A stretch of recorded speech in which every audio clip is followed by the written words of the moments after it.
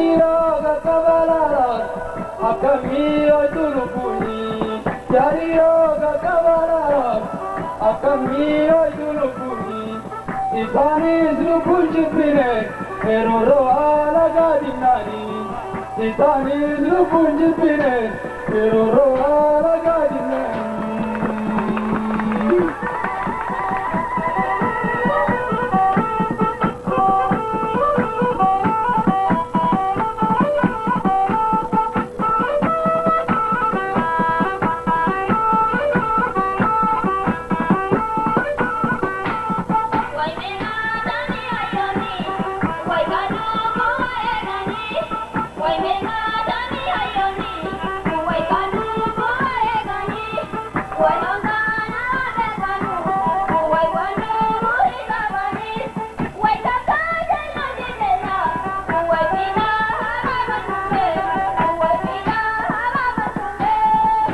Samboota jijjiiramoo hedduun itti gammadan gootootaa fi sabboontoota ilmaan Oromoo hunda waan ta'eef sanittiin hedduu gammada.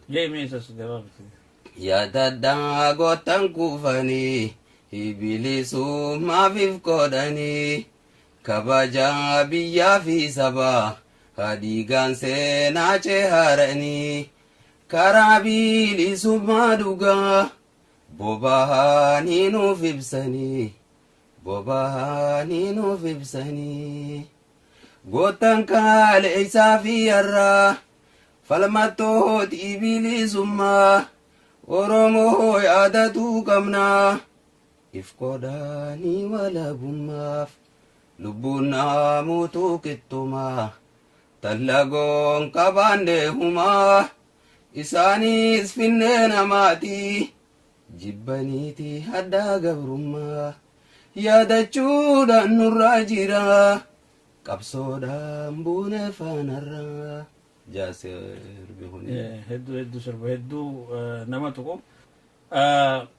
mee ati sirboota kee keessa kan ati jaalattu sirboo qabdu keessa kam jaalattat? Sirbiniin an jaaladhu sirba yeroo amtuu takkaan baase sirba sanii yeroon santa akkamii osoo gaafiin gama keetiin dhiyaachuu baatteniin fedha. Ani fuuniin shakka sirba jiru. Sirba kanaafi ammallee guy tokko mul'ata fuulli dhokate hagoogameen hafu namni dhugaa dhabe sirba jiru jira. Sirba lamaan kana hedduun jaaladha.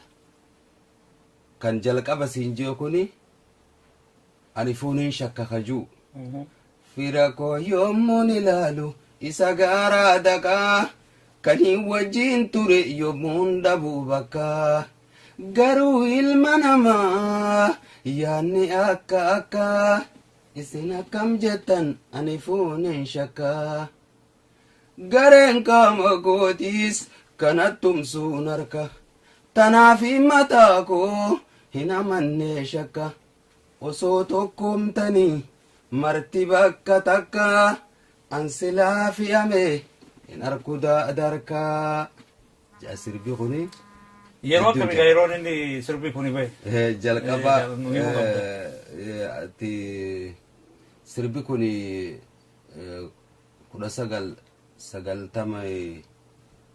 1999 keessa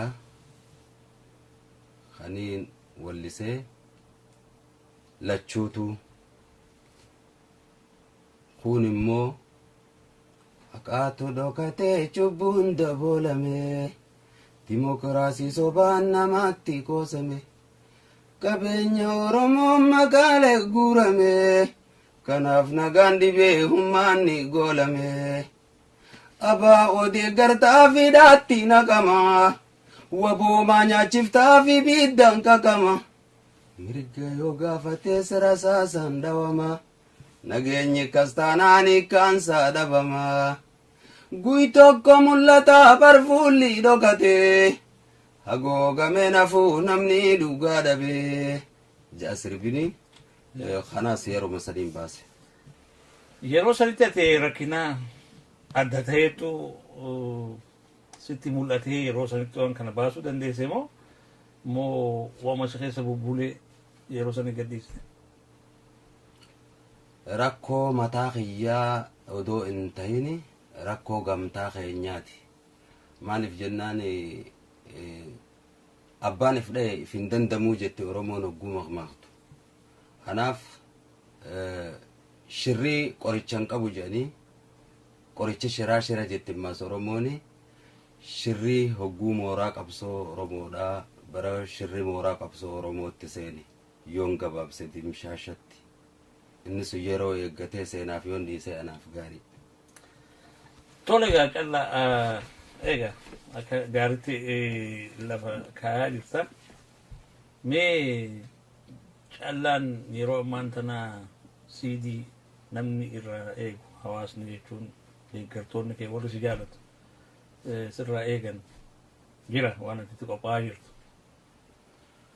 Amma kaniin baasaa jiru ni jira yoon irraa si tuqe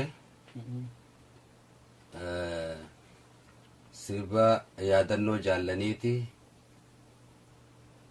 yaa goota kufee jiraa caalu ifee hin kufne ni jirta seenaan jiraatoodha yoomillee sirba juu qopheessaatiin jira ammas kan lammadaa hanga harafe ka'uu hanga kadeeme deebuu haga kataa'u ka'uu wanni nuu hiiqaan jirtu wanni bakka deebi'u hin jirtu.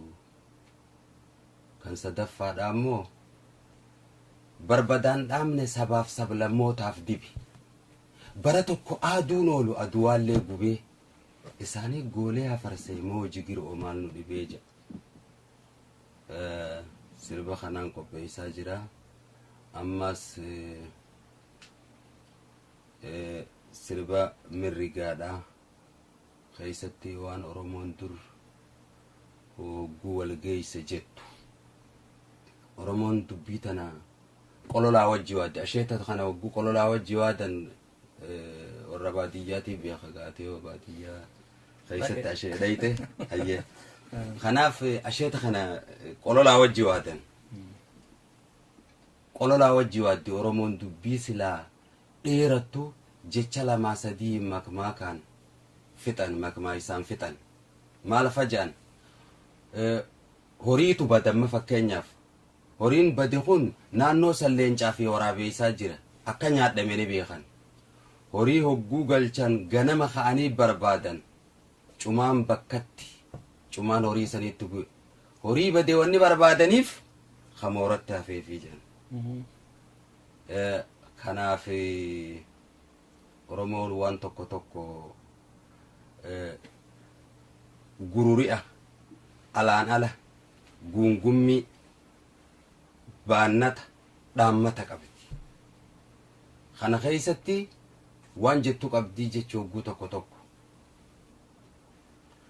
haga abbaan ilma jaalatu ilmi abbaan jaalatu haga jaarsi jaartii jaalatu jaartiin jaarsan jaalattu haga hayyuun lammii jaalatu lammiin hayyuun jaalattu akka foon dirraa garuu lammii tiyya walumaan jirra fajaan.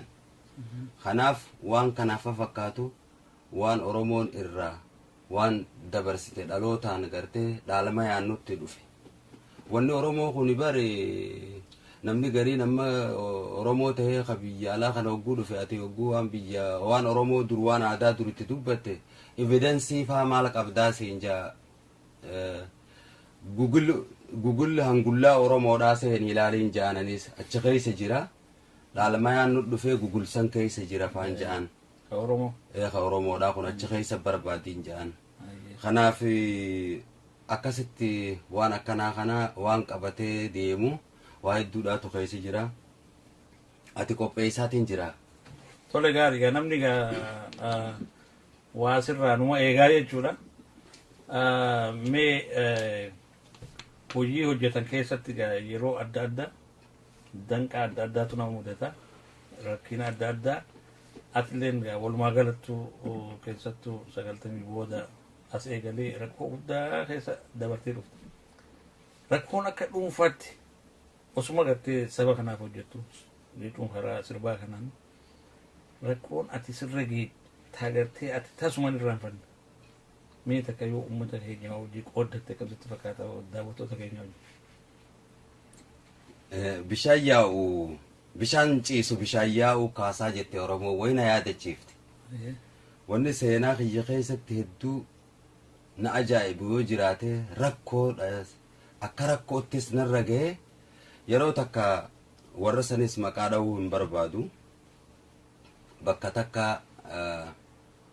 odoon magaalaa takka jiru magaalaa san keessa odumaan taa'uu warra tokko biraan ture ani dalagaa biraatiifin deema warri kun dubra lama qaba numa maaliif akkaan ammana kana jiru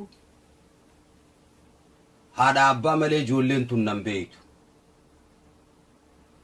kana guyyaa tokko namnummaa wallisaa tokko isaas maqaa dha'uu hin barbaadu naannoon an qubadhu san dhufee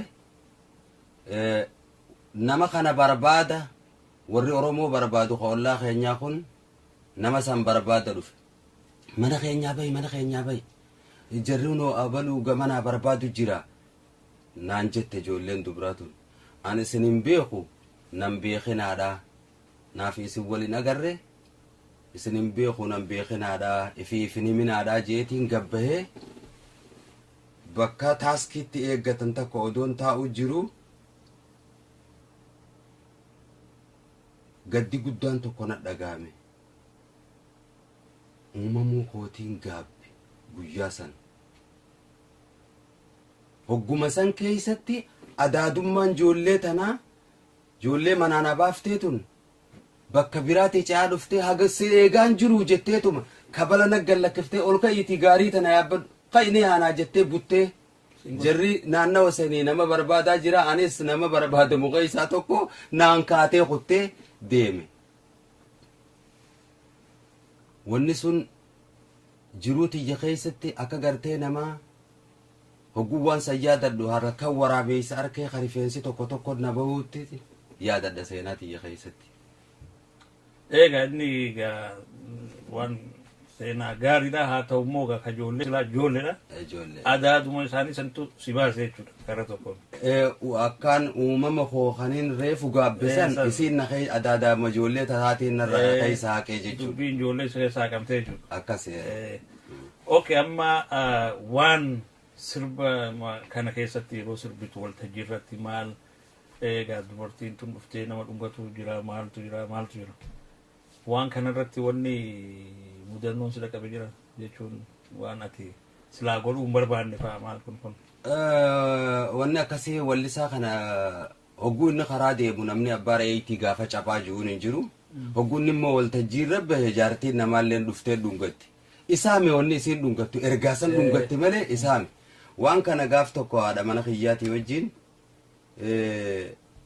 ani waanin sirna gadaa keessatti naanneessituu sirna gadaa keessatti waan tokko waan jaalalaatii fi waan bultiitis baradheef jecha dura amalaan qabuun jaartii tiyyaa gaafa wal fuudhuu deemnu wanni kun sanitti hidhaa qabanarra gahee amalli jaartii tiyyaa jaha amalli kiyya shanii kaysii kajaaffaa kun hinaaffaadha ani hinaaffaa tana gartee waan gadaa keessa baradheef jecha hinaaffaan tun lama tam hinaaftaan jeeni akkasitti wanaa jaartiin tiyya walii galle duuba waan tokko waan seenaafsisuu dalagaa tiyyaa wajjin ta walii hidhata qabutuutu jiraan jeen maalii naan jette ani nama wallisu tokko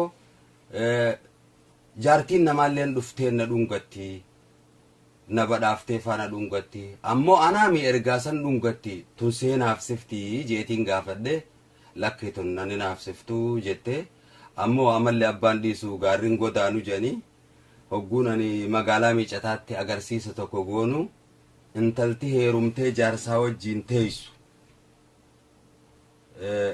jaarsaa cinaa teessii hogguun ani waltajjiirra bahee wallee eegalu jaarsa biraa lafaa kaatee daaba firraa hiitee dhuftee na badhaafte jaartiin tiyyani teessee anis ijaan jaartii tiyya teessaatiin jira tanyaarrisii wali butamuun arge kanaaf duuba ka'eetiin hogguun sirba san fixu dhaqee intala galateeffadhee dahaba isii deebisee fi eega galle booda jaartii tiyyaanii maaliif nyaarri kee waliin butame isiin san bar jaarsa qabdii gartee miti intala abaluuti dhuma tana heerumtee jeeni akkasii mi'ee jennee walii galle garuu hinaaffaan lama yaadha mana kiyyaa hinaaffaan atiin haamtuutun ta guddina haamtuun jeen ta guddinatti nama dhayituumi Taamtu. ta guddina haamte hinaaffaan jaantun lama suni gaafa juuza hinaaffaa seenne laallaa ammaaf waan kanaan wal hidhattuuf santu na mudate sunis waan ajabanirraa tokko jechuuf hin jenne. Mee amma akka himamutti callaa calcal sirba isaa malee kan artistoota biraa sirbuun xiqqoo isa rakkisaa waan jirutu jira. Isa kanaati ififuu sirba gahaa waan qabduuf kan namaa kana ittiin yaalle moo dubbiin akkasii miti. Wallisaadha namni jedhameen tokko waa sadii ulaagaa waa sadii guutuu qaba. Sirba namaa abbaa fakkeessee sirbuu qaba. Meeshaa takka taphatuu qaba. Amma sirbaa fi walaloo baafatee sirbuu danda'u waa sadeen kanaanii namni tokko ulaagaa wallisaadhaa keessa seene. Ani immoo sirba namaa sirbuuniin fedha. Khaniin namoota gartee walliftoota kana keessaa sirba namoota danda'uutiin qaba. Ammas ka jaaladhu faadhaan qaba. Akka nama sanii godhee sirbuu waaniin hin tokko na rakkuuf amma sirba Gaaddisaa Abdullaahi isa niin fakkeessee niin sirba Adamaa Runifee Kaalii Birraatis niin jaaladha. Sirbaan keessaa jaaladhuun qaba garuu. Kanaaf sirbuu niin fedha. Yoon namni dubbiin beeyne ni habaddaaqaa jette Oromoon. Yoo waan san akka Adamaa Run sirbutti akka Alii Birraan sirbu sanis sirbuu baadde takkaa'uu ammaas hayyama abbaatiin ta'uu qaba. Maaliif jennaan yoo abbaan seen hayyamin waan namaa tokko ifiyyamuun heera Oromoo keessatti dhorkaadha. Sirbuu sirba kee kana niin jaaladhaa jee gaafachuudhaan qaba. Kanaaf numaan dandeenya sirbuudha. Kan nama hundaallee dadhabu garuu irra guddaa gartee ammaas ani sirbiniin an sirbu sirba dimokiraasii sirba qabsoo sirba waan tokko nama akeeku faa waan ta'eef jecha hiyyuma irratti hundaa'e ammaaf. Mee wallistoota waliin hawwisoo adda addaa keessa turtan keessaa warreen haala nama gaddisiisuun qabsoo tanaaf wareegaman jechuun uummata kanaaf dhufani eenyu fa'aa yaadatta?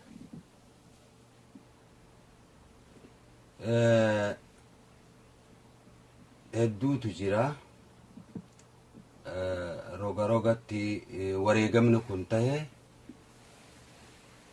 warraan gartee wajjin ture baandii takka keessa Daraartuu Roobaadhaatii yaadadha. Hawwisoo Daaroo Labuutii fi Odaa Bultum keessallee aga tokko wajjin turre.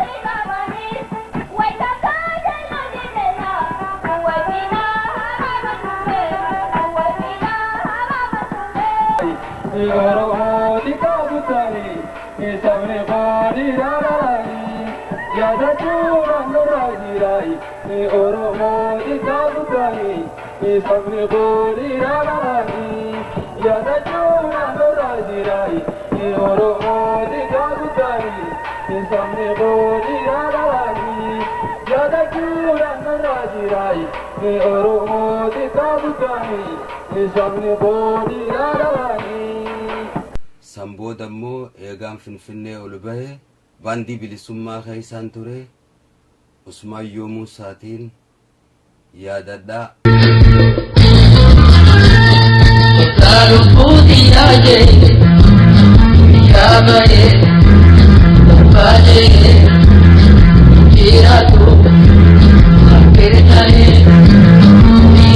Baby, yeah,